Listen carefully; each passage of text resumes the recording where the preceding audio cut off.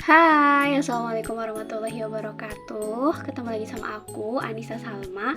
Di video kali ini aku mau sharing ke kalian seputar parenting. Oh my god, kayaknya aku udah lama banget gak sharing-sharing kayak gitu, especially about parenting. Even, disclaimer dulu, aku belum punya anak, jadi aku tidak tahu bagaimana pengaplikasian parenting dan bagaimana seorang ibu yang struggle itu ya menghadapi anaknya, memanajemen waktu kayak gitu.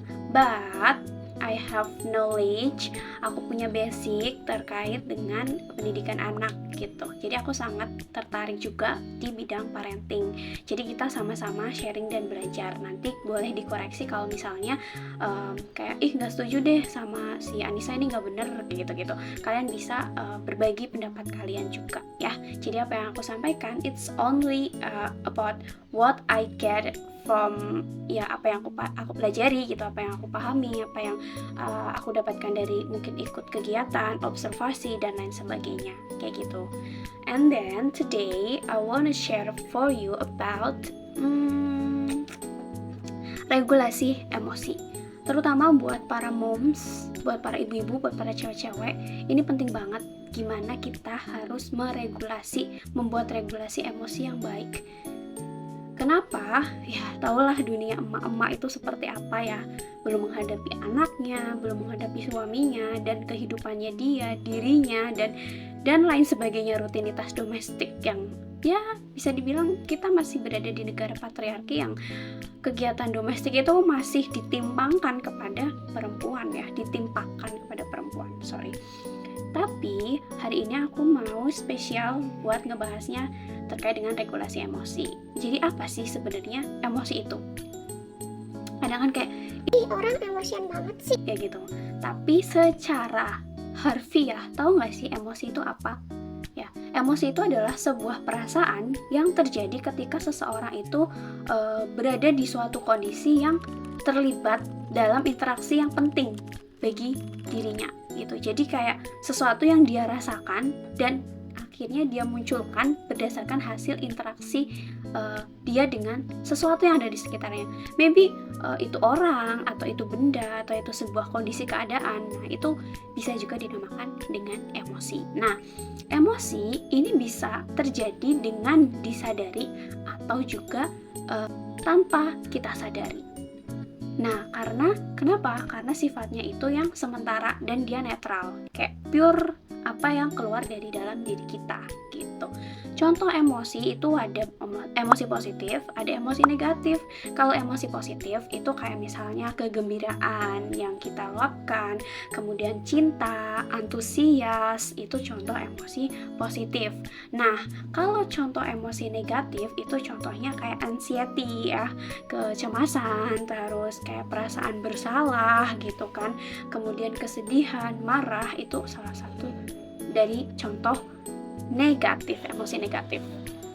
Nah, emosi yang berkepanjangan ini apabila tidak ditangani, khususnya emosi negatif ini, jika tidak ditangani maka akan menyebabkan gangguan mental, lama-lama yang kena psikisnya nih, mentalnya. So, itulah kenapa kita harus pintar dalam regulasi emosi, dalam membuat pengelolaan emosi, dalam mengelola emosi gitu. Gimana caranya? Ada 5. Yang pertama, kenali emosi. Jadi kita harus tahu, oh aku lagi marah, oh aku lagi seneng, oh aku lagi cemas nih, kayak gitu. Jadi kita harus kenali emosi apa yang sedang terjadi pada diri kita, kayak gitu. Nah, yang kedua, ketika kita sudah kenal dengan emosi yang sedang terjadi pada diri kita, yang sedang kita luapkan, itu kita ekspresikan. Kalau misal kita lagi sedih gitu kan, ya udah nangis. Kalian bisa mengekspresikannya dengan menangis. Ya nggak apa-apa, nangis itu bukan berarti kalian lemah kok. Tapi itu bagian dari mengekspresikan emosi. Ketika kalian sedih, ya nangis aja. Ketika kalian lagi marah, luapin aja gitu, ledakin aja, daripada ditumpuk-tumpuk nanti akhirnya terjadi gangguan mental. Kalian lagi happy, lagi senang, luapkan dengan, mungkin kalian boleh lompat-lompat, mungkin kalian boleh berkeliling dan lain sebagainya. Ekspresikan emosi. Yang ketiga, mengelola. Ketika kalian sudah bisa mengekspresikan, kalian juga harus bisa mengelola sejauh mana ekspresi itu harus kita keluarkan, ekspresi daripada emosi itu harus dikeluarkan gitu. Sebisa mungkin jangan sampai terlalu berlebihan, jadi kita merugikan orang lain. Misalnya kita lagi sedih, terus kita mengekspresikannya dengan menangis, tapi kita nangis tiap hari menangis kayak gitu, setiap hari menangis sehingga kita nggak makan, kita nggak minum, kita menutup diri dari lingkungan kayak gitu. Itu nggak baik. So kita harus bisa mengelola emosi itu.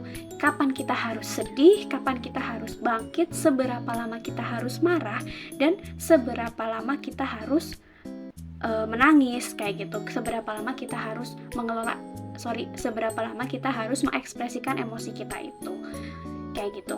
Yang keempat, mengubah emosi negatif menjadi emosi positif. Gimana caranya kita yang tadinya lagi sedih, lagi down, terus kita nangis, terus kita bikin batasan, oke, aku mau nangis tapi malam ini aja, besok pagi aku harus udah gembira lagi, harus udah bersemangat lagi, harus udah atur strategi lagi kayak gitu. Nah itu akan mengubah kita dari emosi yang negatif tadi itu ke emosi yang positif. Jadi kita yang dari down, sedih, terus habis itu kita mendapatkan kepercayaan di dalam diri kita sehingga kita mau mengevaluate, kita bangkit, kita semangat lagi. Nah kita jadi kayak balik lagi itu emosi jadi emosi yang positif. Jadi jangan sampai emosi negatif itu kita teruskan dan berlarut-larut ya, karena itu tidak baik. Nah yang terakhir adalah menenangkan diri.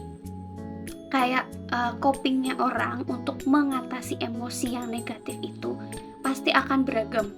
Sama halnya ketika dia menghadapi sebuah permasalahan kan, pasti jalannya itu beda-beda. Ada yang lewat kanan, lewat kiri, dan sebagainya. Itu wajar ya pada diri kita karena kita itu tercipta sangat beragam. Tapi jangan lupa kita untuk menenangkan diri dulu gitu. Kalau kita lagi bener-bener memuncak banget nih emosinya, tenangin dulu. Istighfar gitu ya yang buat beragama Islam. Kalau yang enggak ya meditasi kayak gitu. Kita tenangin dulu, tenangin diri, kita coba untuk bermuhasabah, kita merenung kira-kira kenapa ya gitu. Apa ya yang menyebabkan seperti ini? Terus kenapa orang-orang seperti ini sama aku? Kenapa aku bisa gagal? Kira-kira apa selama ini yang sudah aku lakukan sehingga aku tidak berhasil kayak gitu.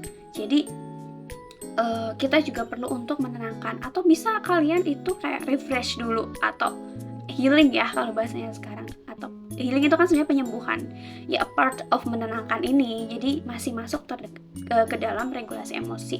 Kalau kalian misal udah kayak udahlah pusing banget gitu kan, mikir skripsi, mikir kerjaan yang sangat-sangat luar biasa, udah mending kalian liburan dulu atau main dulu ya, atau ya pokoknya refreshing, melakukan sesuatu yang sesuai dengan apa yang kalian senangi gitu, sehingga emosi negatif kalian itu bisa berubah menjadi emosi positif.